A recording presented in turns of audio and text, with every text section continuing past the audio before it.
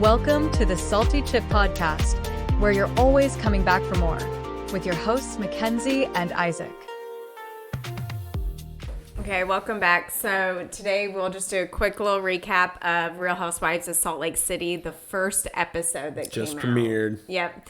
So it starts with a cast trip, which is interesting. It's like, why would producers choose to start on a cast trip where Lisa Barlow is nowhere to be found? Well, that's what, I feel like she was probably all planning to go, and then she backed out the last second, and they didn't arrange for filming to do whatever she was doing, or she did something where that wasn't going to be a thing anyways, you know? So she said that she was going to go be with Blake Lively and Ben Affleck. Yeah. Do we believe that? Right. I don't know. And she loves to name drop that and be like, she's like, not to name drop, but, and then she names drops. She would go to an autograph thing and be like, I'm going to be with Ben Affleck. And it's a public thing where he's signing autographs. But she would frame it as if she was hobnobbing with Ben or something. You're like he's what? Texting her. Yeah. So I don't know. I thought her excuse very much seemed like a weird excuse. The girls were obviously caught off guard by it, so she obviously did say, how you said, I think that she was gonna go and then backed out last minute. Now it's come out that she didn't go because Bronwyn was there and didn't want to be around Bronwyn. But I'm like, hello, you signed up for another season and this is your castmate. Second of all, you've been shots fired at her before. You've been fine. You've gotten through it. Why is Bronwyn such a hang up for her? For reals. And that's another example of she kind of brought Bronwyn on the show and then tried to destroy her there. It's just so interesting. It makes me think, does Bronwyn have something on her? And, all those cheating rumors and everything?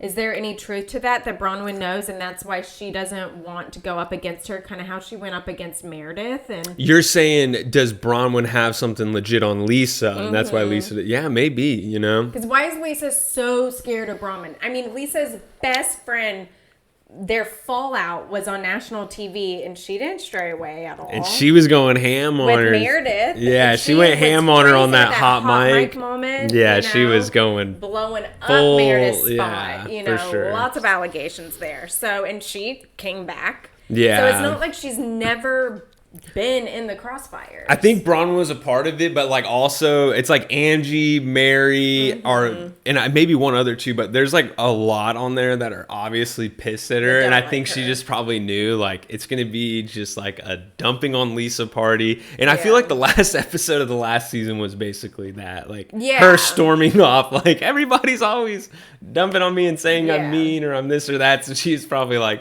no, just not again. Yeah. So one person who does constantly stand up for her is Brittany, which I think Brittany thinks her way into the group is going to be through Lisa. So she's kissing her ass.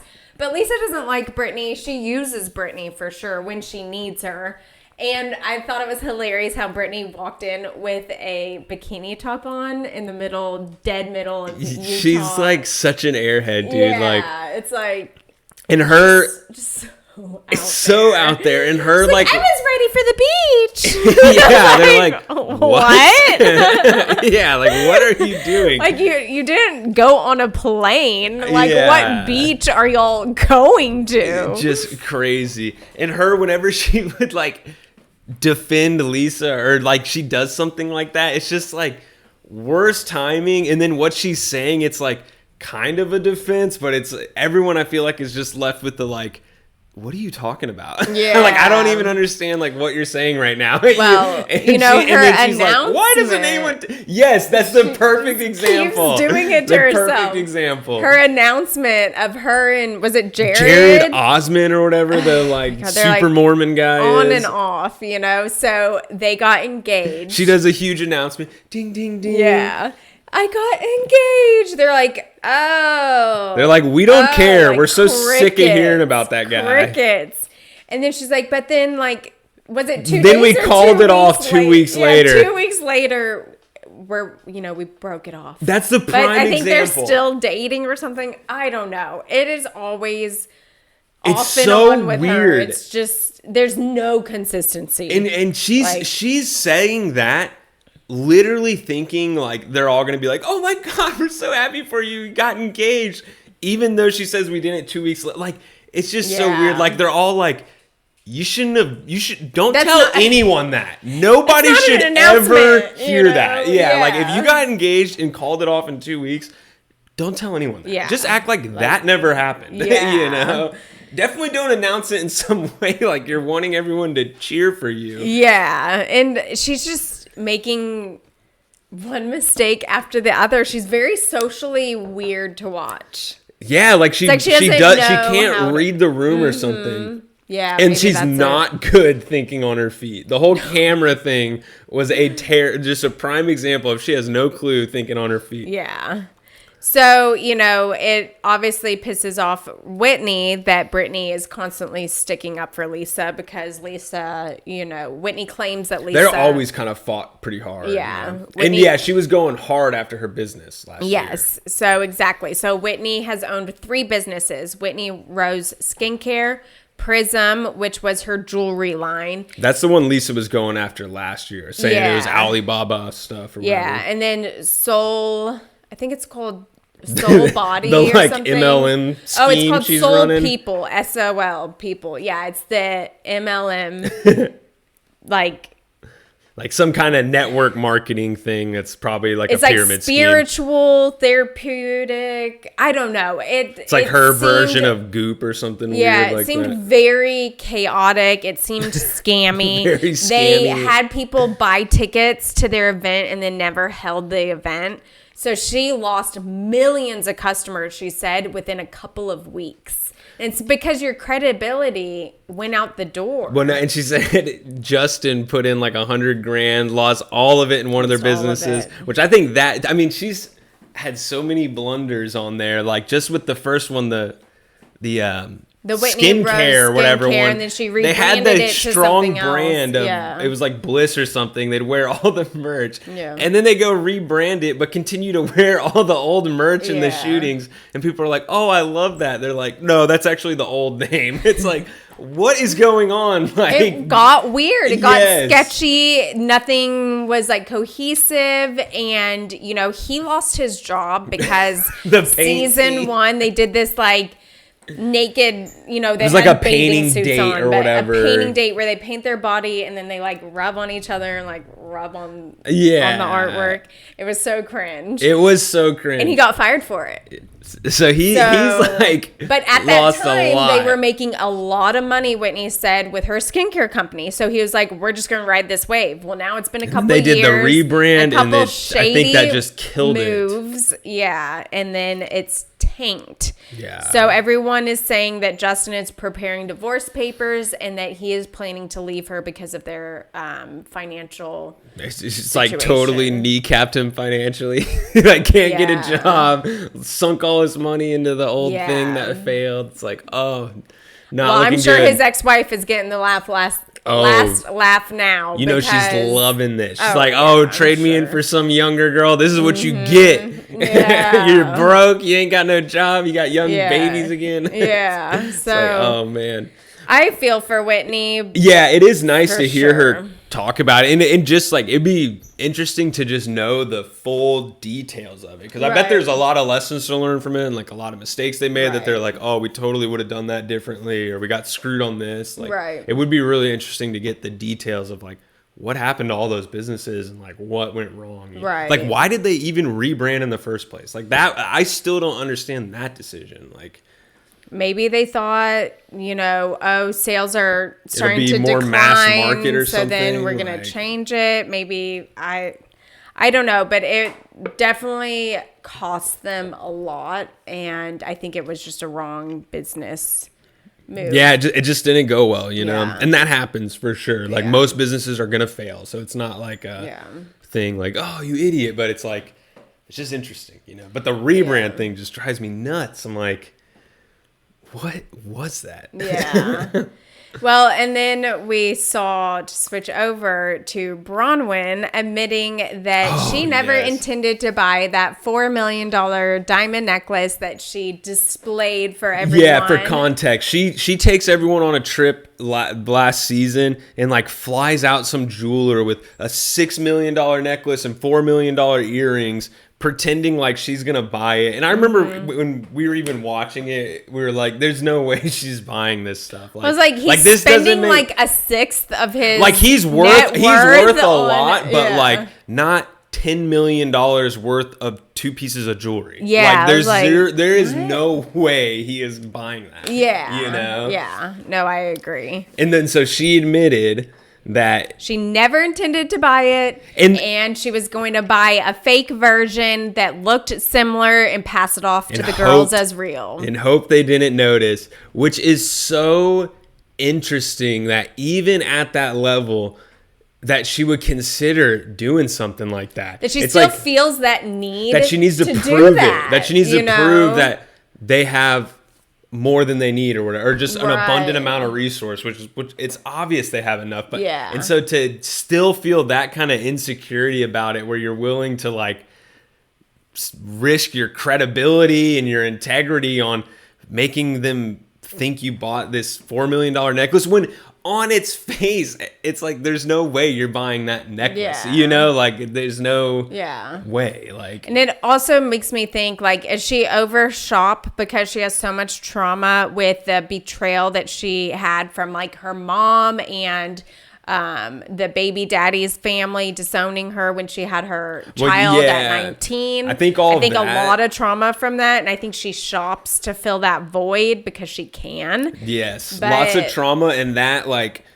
because before she met Todd, she didn't have like anything, so like just super hardcore scarcity mindset, and just feels like she always needs more and more and more and more. You know, like, and even to the point of, oh, I'm gonna make them fake the necklace so they think I spent $6 million. I mean, that's bold to do on national TV, like as if we wouldn't figure it out. It doesn't even make sense. Like, even if he was worth $50 million, he's really gonna park 15% of his net worth into 2 pieces of jewelry for you? No, there's no chance. Like, this doesn't make any sense. You know, like, even on its face, it's like, that's the kind of thing like a billionaire is buying. You know, like 100%. It's just like a $10 million necklace, you know? So it just seemed off on its face. I remember watching it and we were saying like, we're like, no way. This is so like fake. Like, there's no way they're even considering buying this, you know? Like, this is all for show. Yeah, and it'll be interesting to see if Bronwyn comes out with more about the cheating scandal that went on between her and Todd last season. That's probably a big thing of like the insecurities, and the shopping makes it feel better. She said he cheated, and then she totally backtracked once she saw him. Yeah, so you know they probably talked about it. He was probably real pissed off. Oh, my credibility, all this stuff. And so then she walks it back, but everyone knows what the deal was. Of course, he cheated. Yeah, everybody knows. And oh my God, remember his excuse? He was like, "Well, that's why I'm so good in business, is because I always want the next new thing." It's like, oh my God, don't pretend like we're doubling down now. Successful in business is like, you're then going to be cheating on your wife all the time because you just want the next new thing. Yeah, you know? But he didn't cheat, so I don't know. Yeah, right. No, I mean, he definitely cheated. Like, and 1,000%. I bet he continues to have side pieces when he is gone 70% of the time and lives like in a that's right. They're like state. Always bouncing around all these places. Like, she lives there and he lives like in a different state during the week. Yeah, I don't know. It screams. Yeah, so it's going to be interesting how like all those things kind of play out. I bet we will hear more about their relationship this season and probably get some more like dirt on it. But it does show that Lisa was right about the necklace, and the lady, I guess, did share purchase history or lack thereof.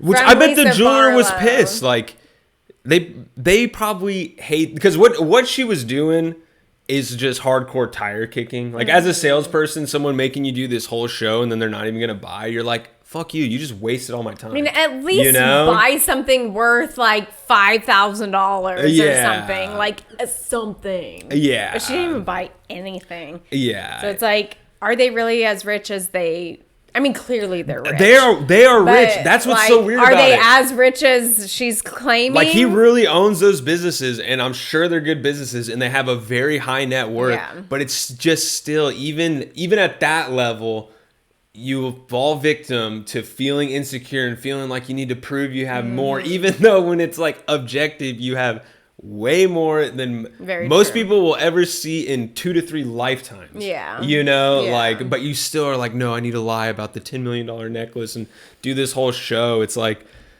oh, it's just weird, you know? Yeah. But I can applaud her for coming out and telling us the truth and huge. Not doubling down and doubling down and doubling down and then having zero credibility. Yes. At least she is woman enough. No, it makes her say super it, relatable to say it because it shows like even at that level you can have insecurities of I don't have enough or I need people to think I have more. Right. You know, like so it shows that it's truly like an internal thing. Yeah. It's not an objective thing. And that you know. You can tell like the things that she buys and wears, the very costumey stuff, like she all does it for a reason. Yeah, for you know, it's to get the attention that like she didn't get at some point in her life. And to just know like I have these things. Like I'm safe, I'm secure, I'm not in scarcity. I have all these things and they're all expensive and it's all this, you know. Right. But yeah, major props to her for like saying it.